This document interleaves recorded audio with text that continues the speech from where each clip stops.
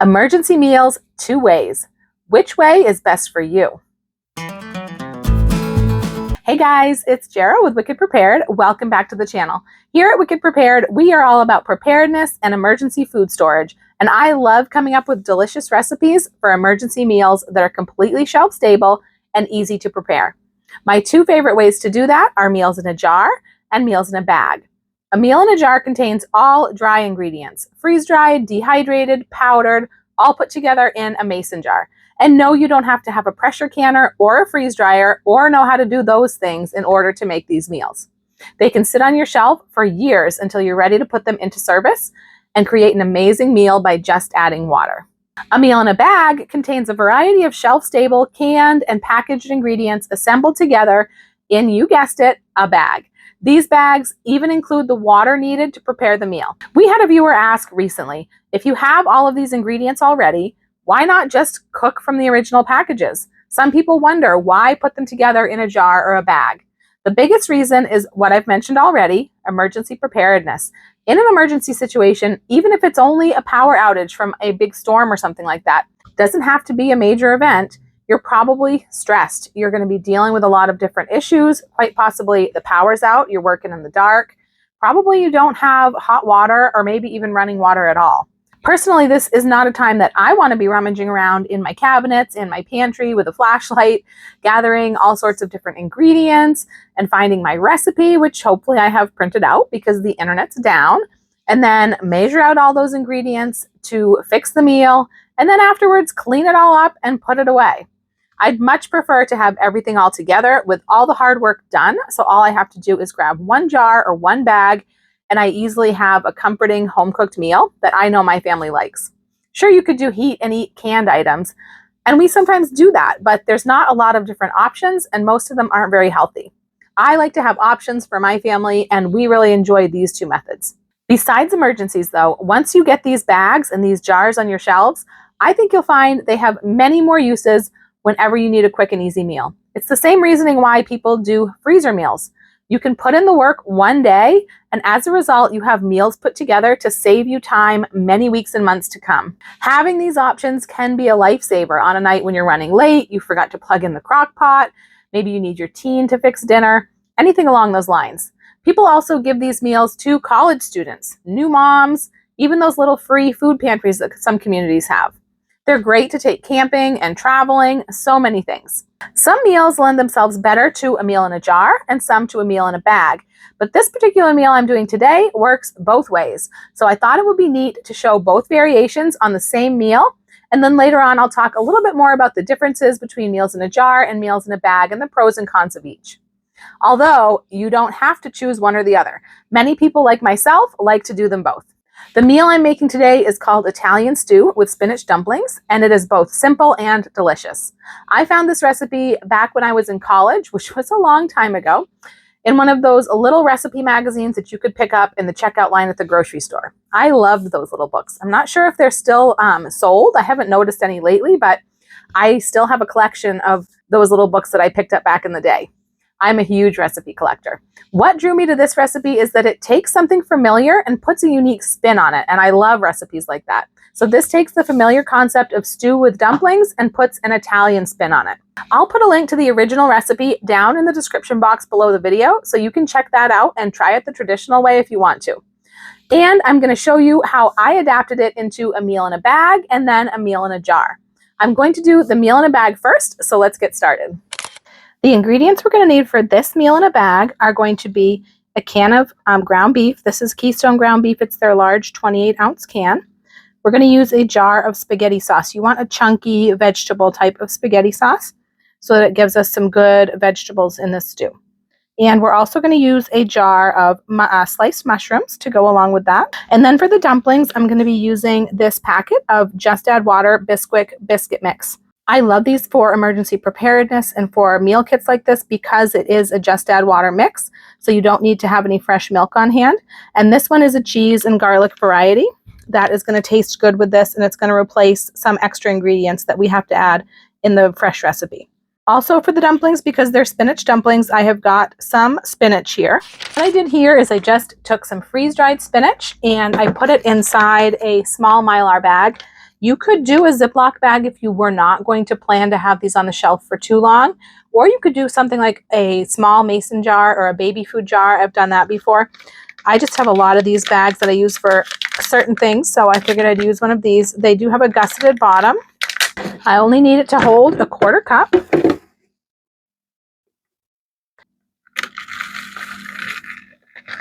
There's my little bag of spinach ready to go. And the final thing we're going to need for this recipe is going to be a bottle of water. This is just a regular 16.9 ounce water bottle.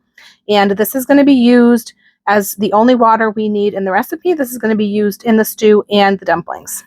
I just wanted to mention a couple other options for the spaghetti sauce. I mean, you could really use whatever spaghetti sauce you wanted. It's supposed to be like a chunky vegetable one. The original recipe calls for a 26-ounce jar of spaghetti sauce because I've had this recipe for a long time.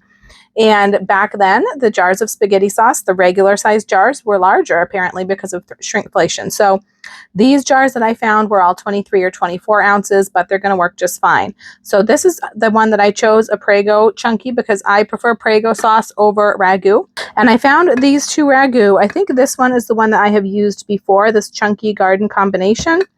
But they also had this Mama's special garden sauce. I'm not really sure what the difference is, but any of these would do the trick. I'm using the Prego because out of these two brands, I tend to like Prego better, but I haven't tried this particular sauce before, so we shall see. But you could use any of those options or anything else you find that fits the bill. All right, let's get these ingredients into the bag. These are the bags I use. There's actually 2 different sizes of these bags, and I use both of them. This is the smaller size because this recipe has relatively few ingredients. I like these. They're a nice, sturdy, plasticky material. They have this flat bottom, which has a cardboard insert inside, a paperboard insert, so they stand up nice and flat on your shelf, and they're very sturdy. I usually put a chalkboard label on the narrow end of the bag. I add this myself. It does not come on it. And I also put a CD label pocket on one of the large sides of it. And that way I can slip the recipe with the ingredients and the instructions right into this pocket. And you don't have to do that. I mean, you could write directly on the bag if you wanted. You could just tuck the recipe inside of the bag. I just like to do this and have it on the outside. That way, no matter what way it's sitting on my shelf, I have something, either the short way or the long way, that tells me what's in the bag.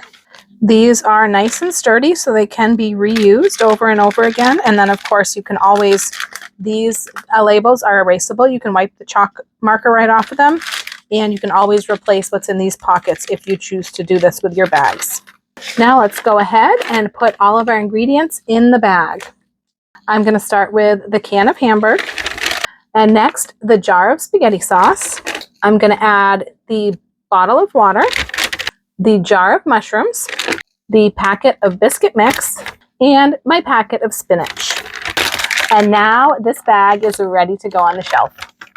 But today I'm not going to put this meal on the shelf. I'm going to cook it up so you can see how it comes together and what it looks like when it's finished. I'm going to use my butane emergency burner for that because this is our preferred way of cooking indoors if the power's out, since we have an electric stove. I've got a nice heavy bottom soup pot here, but before I get started, the first thing I'm going to do is open up the can of ground beef. Now this is just like ground beef. It's just a natural product. It's got beef and sea salt. So just like if you can this at home, it's going to have some juice broth inside, the juices from the meat, and it's going to have some fat. So depending on how much fat is in here, you can remove some of it. So I usually do. It just depends on how much is in there. You can also use it for something like sauteing or something else that you need for your cooking.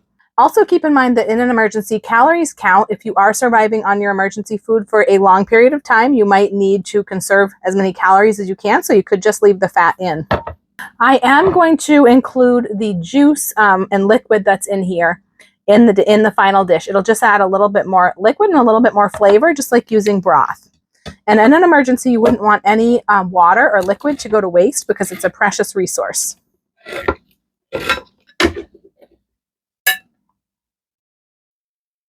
I'm not going to worry about getting every bit of fat out of here because that's going to add a little bit of flavor and a good mouthfeel to our dish.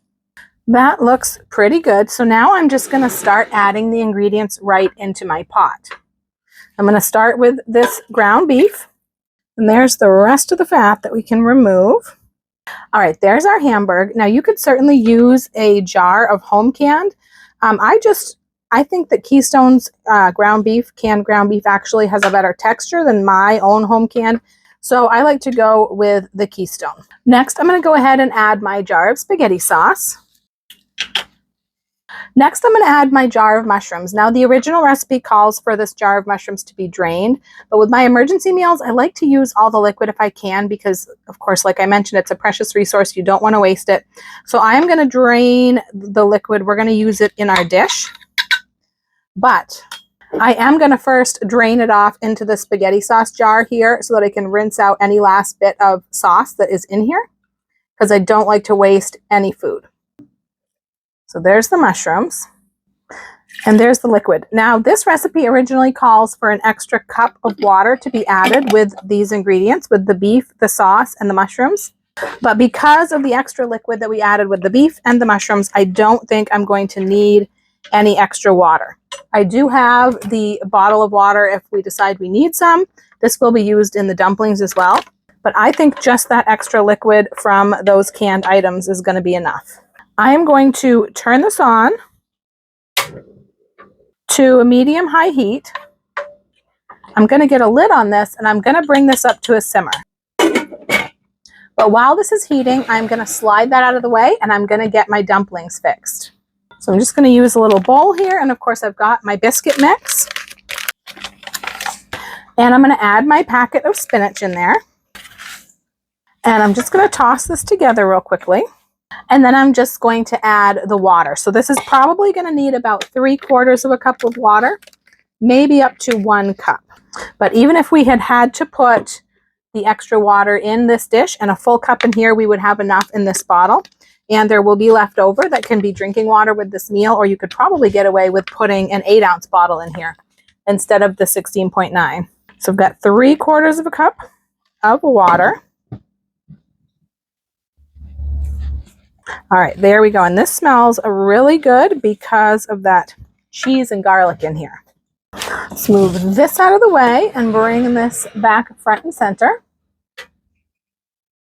Now this Hamburg will break up as it heats, but you can also help it along by just mashing it up a little bit.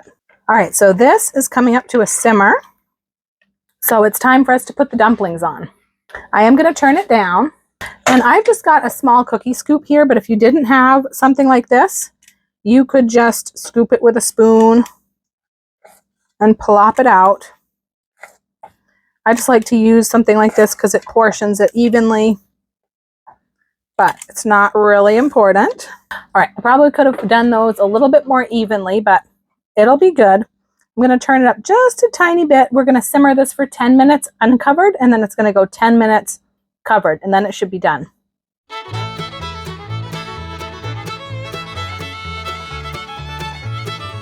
Okay, so now it's been 10 minutes uncovered. I'm going to go ahead and cover it, and it's going to simmer for 10 more minutes.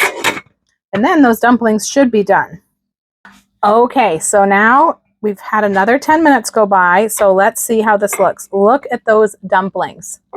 Can you see that? They are so fluffy. They look like they're probably done. At this point, you can take a fork and sort of stick it in and break one open, one of the ones in the middle, and just make sure that it's all cooked and fluffy, which it definitely is. So at this point, this is ready to serve. I'm going to turn this off, turn the heat off, and I'm going to let it cool down a little bit before I serve it. So I'll see you back in just a few minutes. All right, let's see if I can get this served. The first serving is always the hardest to do without making a giant mess. There we go. Look at how beautiful and delicious that looks. Let's see how it is.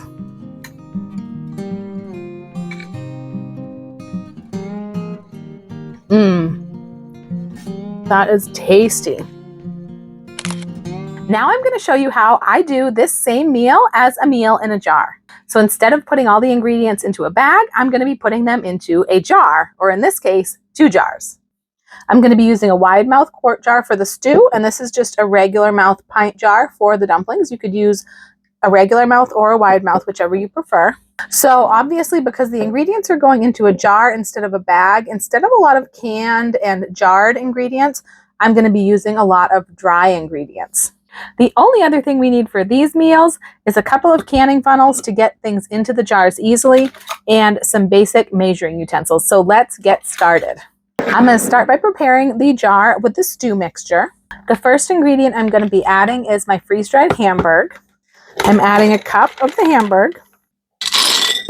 And next, I'm going to be adding my tomato sauce powder. Now, this is one of my all-time favorite items to have for my pantry. This is a very unique item. It is basically a powdered spaghetti sauce mix. It is complete spaghetti sauce. It's not tomato powder. It's not a spaghetti sauce seasoning that you put in with your own tomatoes. This is 100% just add water, dry spaghetti sauce mix. So it comes in real handy for recipes like this. Unfortunately, as I'm recording this, I just checked the website and this spaghetti sauce powder is out of stock. You guys have bought it all up because our lasagna meal in a jar has been so popular. And like I mentioned, this is a very unique product. I'm not aware of anything else like it that could be substituted. My sources on the inside tell me that they're working on getting it back in stock ASAP for you guys.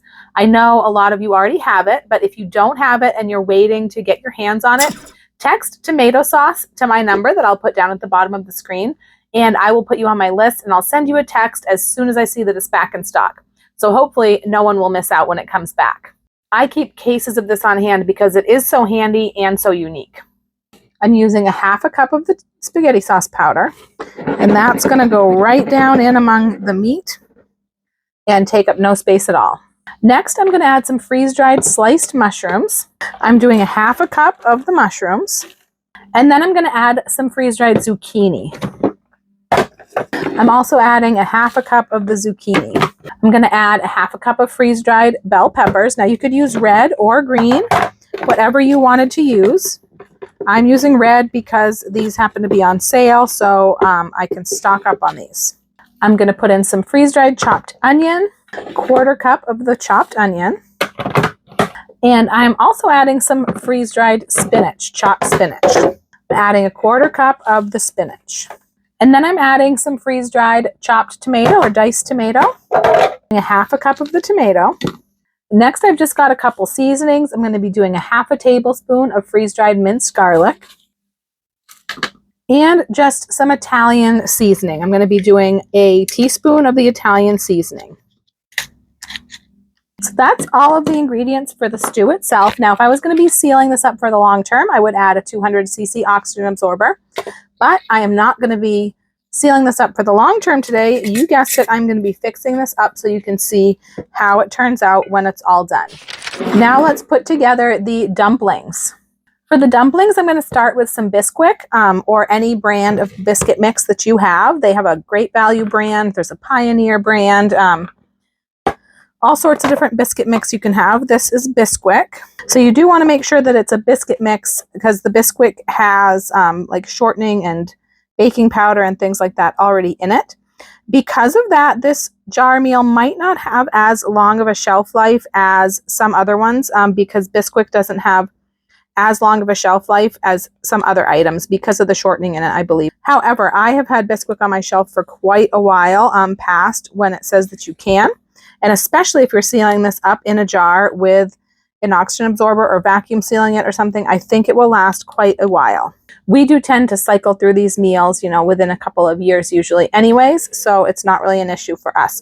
This is 1 cup of the biscuit mix. I'm using a cup and a half.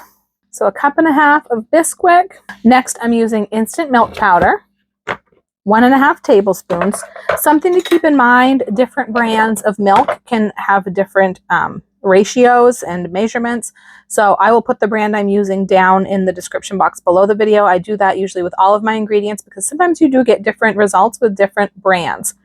But if you use a different brand of instant milk or powdered milk that you have on hand, just check the, reconstitution instructions compared to the one that I'm using, and you can adjust your amounts accordingly. So this is 1/2 tablespoon. and a tablespoon. So 1.5 tablespoons. Next, I'm adding Parmesan cheese. This is the other ingredient in here that may not have quite as long of a shelf life as some of the others. If you wanted, you could use freeze-dried Parmesan cheese instead of this regular dry grated Parmesan cheese. But like I said, we tend to not have these jars on the shelves for too long. And I have actually had Parmesan cheese on my shelf for quite a while, for years and years. It will darken in color, but it still tastes just as good, and it's still fine for you. I'm doing 3 tablespoons of the Parmesan cheese. Keep in mind too that the shelf life for some of these items such as Bisquick and the Parmesan cheese, those are based on the way that they're packaged at the store. They come in this type of a package. The Bisquick comes in a cardboard box with a plastic bag inside of it. So if you repackage things and use oxygen absorbers or other things like that to keep them from going bad as quickly, you can usually extend the shelf life on things quite a bit. The final ingredient in the dumplings, of course, is going to be the spinach. I am adding 3 tablespoons of the spinach.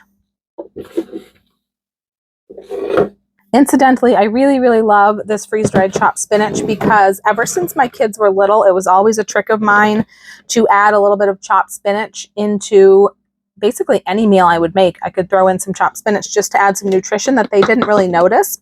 And I used to use frozen chopped spinach because it was just easy to use and keep rather than having the fresh spinach all the time. However, I only used a little bit at a time, and I had the whole rest of the block that would usually go bad. So once I discovered the freeze-dried, I absolutely love it because I could just throw a sprinkle, a handful, a cupful, whatever I want into any dish, and I don't have to worry about the rest going bad if it was like I would if it was frozen or if it was fresh.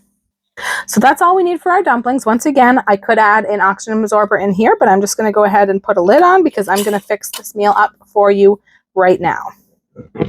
So here is our Italian stew and spinach dumplings ready to go on the shelf. Now let's fix up the meal in a jar, once again using the butane emergency stove. I've got my soup pot here and I've got my bowl to mix up my dumplings. Now with both of these versions, honestly, you could start either one first because it's such a quick process. This stew is not going to have to simmer. It really just needs to come up to a simmer, and then we can add the dumplings. So whether you start the stew simmering and then whip up the dumplings real fast, or stir up the dumplings and then get the stew together, either way doesn't really matter because it's so quick. All of the meat in both recipes is fully cooked, and so it really doesn't have to simmer for any amount of time before adding the dumplings. So I've got my jar of stew here. I'm just going to empty this right into my pot.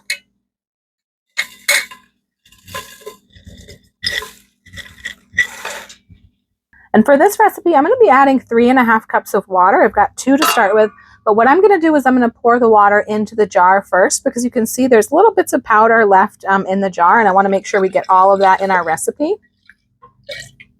Also keep in mind that mason jars like these have measuring markings on the side, so if you're in a bind and you don't have a measuring cup, you can always use the jar. I don't know exactly how precise those markings are, but actually with a recipe like this, it's okay if it's not spot on.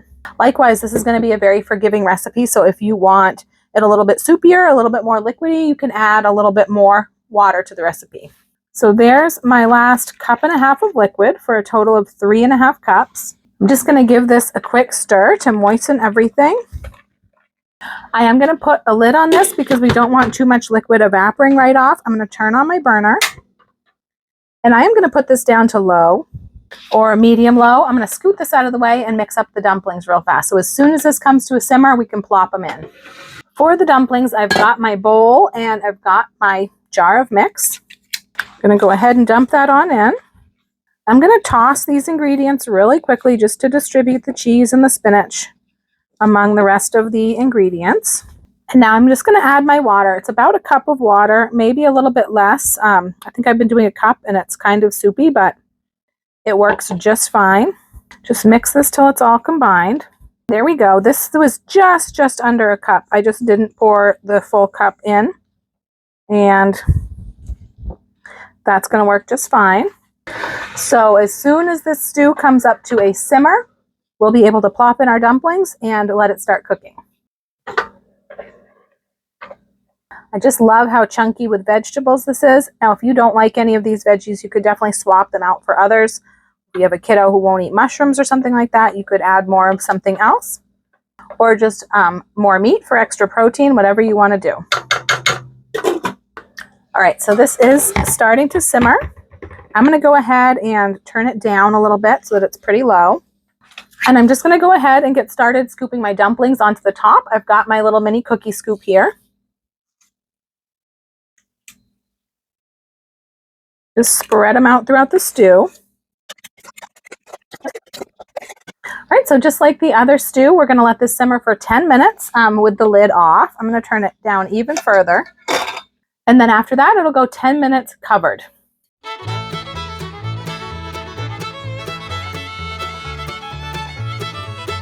All right, now that it's been 10 minutes, and you can see how puffed up these dumplings have gotten. So now I'm going to put the lid on, and it's going to cook for another 10 minutes with the lid on. Once again, I'm keeping it just low enough to just simmer. We don't want to risk anything burning on the bottom. I'll see you back here in 10 minutes, and we'll be ready to eat.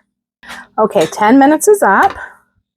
Let's turn the heat off. I do like to take a fork and just pull one of the dumplings open to make sure that they're cooked through, which that definitely is, nice and fluffy. I'm going to let this cool down a little bit, and then it will be ready to serve.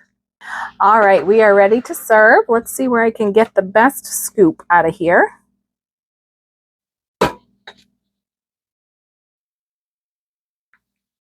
Look at that, ready to eat. All right, let's give this one a try.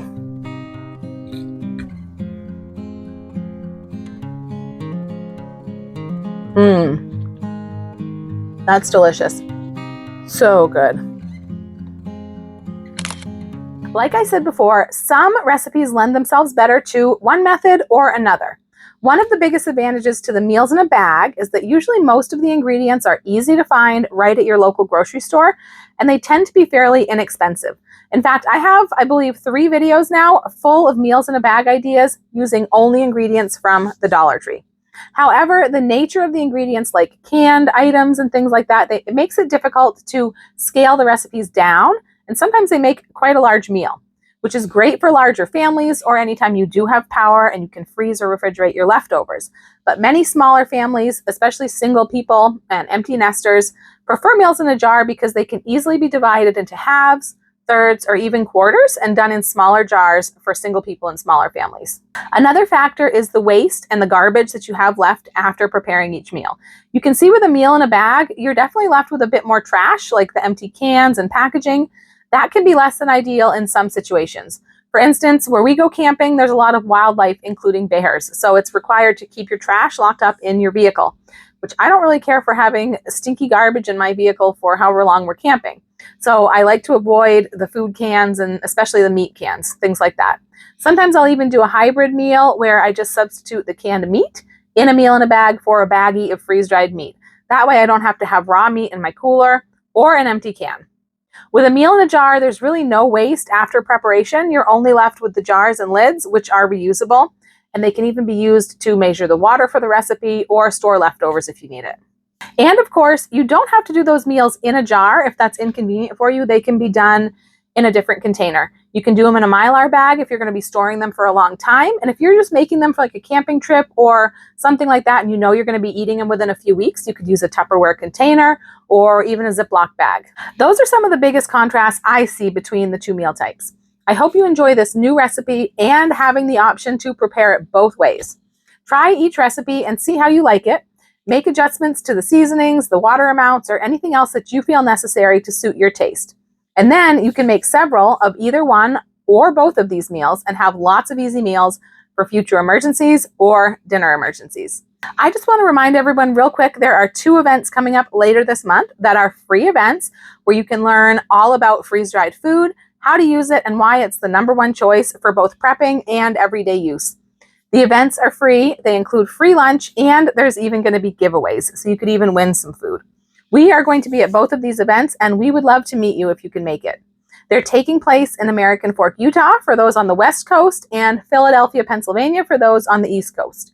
I'll put the dates here on the screen as well as my number, and if you think you might be interested in attending, you can text Utah or Philly to that number, and I'll send you more details. You can also send any questions that you might have as well. If you made it all the way to the end of the video, leave me an Italian flag down in the comments, and check out this playlist next for some more recipes like these. I'm Jara with Wicked Prepared. Survive today, thrive tomorrow. We'll see you next time.